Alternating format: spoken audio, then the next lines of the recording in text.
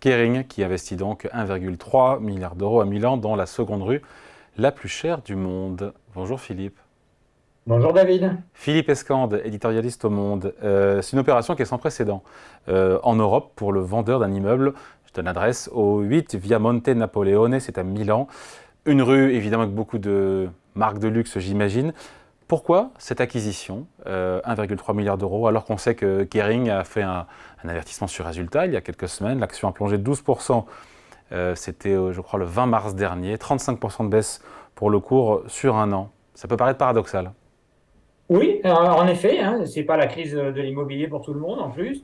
C'est vrai que Kering là a fait une de ses plus grosses acquisitions, probablement la plus grosse même, et une des plus importantes depuis quelques années, hein, en tout cas sur l'Europe. Alors pourquoi effectivement Kering investit comme ça? Parce que ce qu'il faut voir, c'est que ce milliard 3 dans cette Via Monte Napoleone et à Milan, ça vient après plus de 885 millions d'euros sur la 5e avenue à New York, plus pratiquement autant en acquisition sur l'avenue Montaigne à Paris.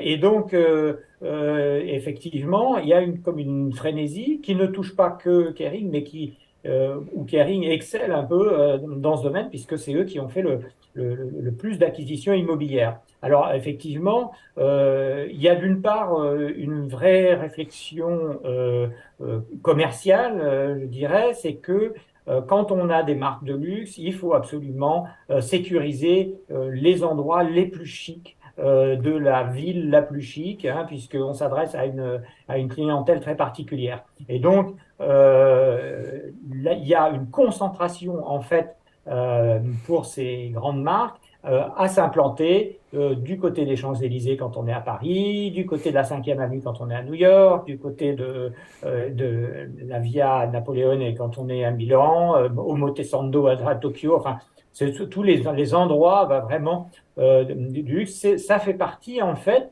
de l'exclusivité de la marque et quelque part, ils peuvent un peu se récupérer aussi sur la marge qu'ils font, sur le prestige pour justifier de tels investissements. Mais c'est pas la seule raison en fait, parce que c'est vrai que ce sont des investissements qui ont une rentabilité assez faible. Alors évidemment, alloués, ils sont également très très chers, donc on peut dire qu'il y a une certaine rentabilité dans cet investissement, mais d'un autre côté, leurs activités dans le luxe leur rapportent une marge et une rentabilité beaucoup plus importante. Mais ils tiennent quand même à être de grands propriétaires immobiliers également parce que ce sont des entreprises familiales et que pour une entreprise familiale, il faut avoir des actifs solides dans le temps. Et il y a donc aussi, à la fois chez LVMH, chez Prada, chez Kering, c'est-à-dire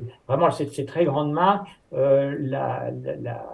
la nécessité, l'obsession un peu aussi d'avoir un très grand portefeuille d'actifs, très diversifié. On achète aussi des grands vins, on a des musées, on a tout un tas d'actifs comme ça qui à la fois participent du prestige de la marque, mais aussi qui constituent un patrimoine qui a vocation à pouvoir être transmis de génération en génération.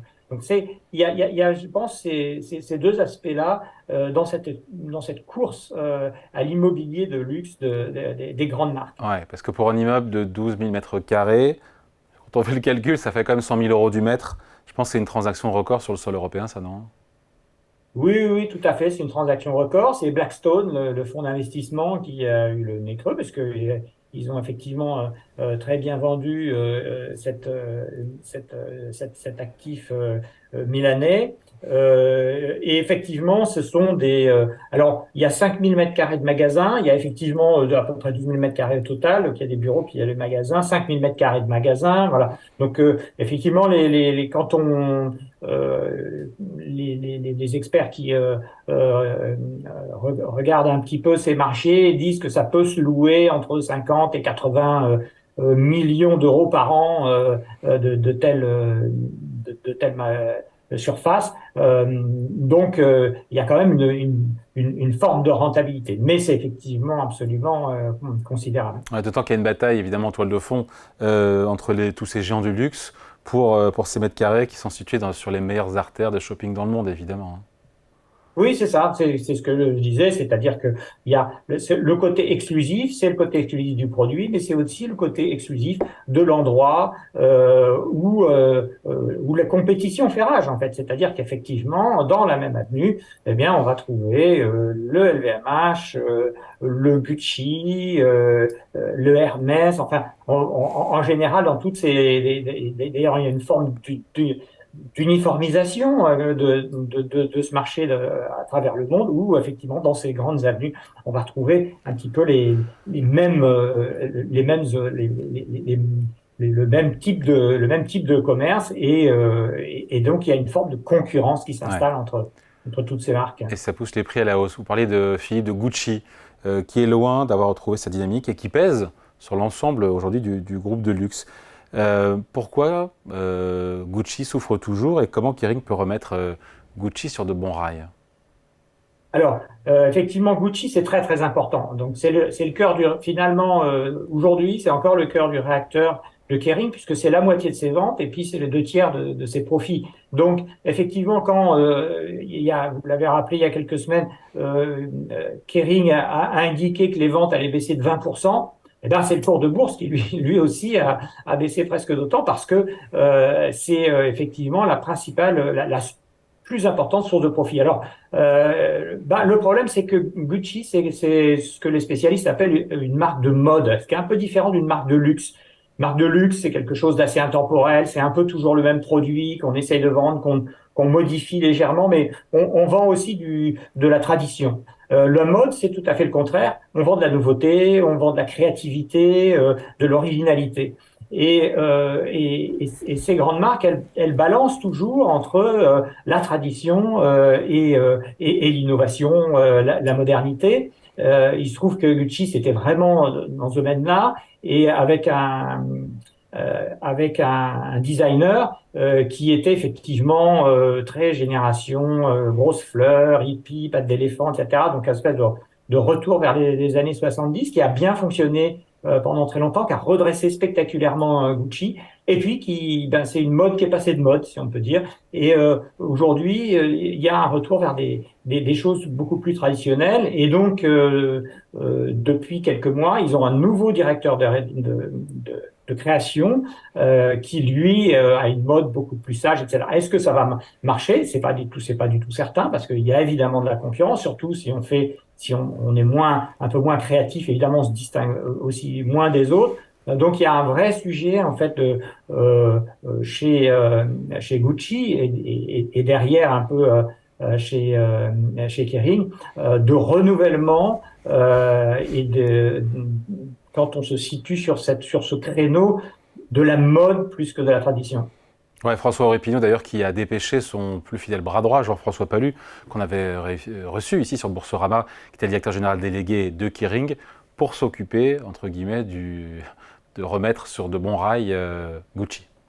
Oui, et alors c'est d'autant plus intéressant. Je disais que cette obsession immobilière chez les grands du luxe, ça vient aussi d'un réflexe patrimonial. Et c'est patrimonial parce que en général, ce sont des familles chez Hermès, chez LVMH, chez Kering. Ce sont des familles et qu'elles se préoccupent évidemment de l'avenir et d'essayer de bâtir une dynastie et donc de leur succession. Et ce qui est intéressant, c'est qu'on a noté que hier également, il y avait la première arrivée du fils de François-Henri Pinault, donc du petit-fils du fondateur François Pinault de ce groupe.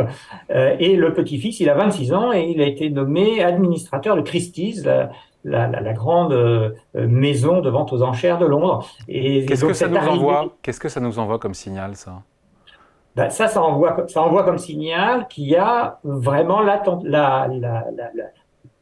l'ambition dynastique on veut absolument continuer à en faire un groupe familial. Alors, c'est vraiment tout à fait le début, hein. Il est dans une filiale qui n'appartient même pas à Kering, d'ailleurs qui appartient à Artemis, qui est la holding de tête, qui elle-même possède Kering. Mais en même temps, ça envoie effectivement le signal qu'on est en train d'assister à un changement de génération. Le François Pinault, donc le fondateur, avait passé la main au début des années 2000, en 2003, et là, maintenant, on commence à voir, et on l'a vu également chez LVMH, avec l'un des fils de Bernard Arnault qui est monté en grade, on voit qu'on commence en fait le passage de témoin à cette troisième génération qui, en général, est la plus difficile pour faire perdurer les entreprises, hein. On dit toujours qu'avec les fils, ça se développe, et avec les petits-fils, ben, on ne sait pas trop, mais parfois, ça n'arrive pas à tenir les promesses. Allez, merci beaucoup. Décryptage, explication signée Philippe Escande, éditorialiste économique au Monde. Merci Philippe, salut. Au revoir.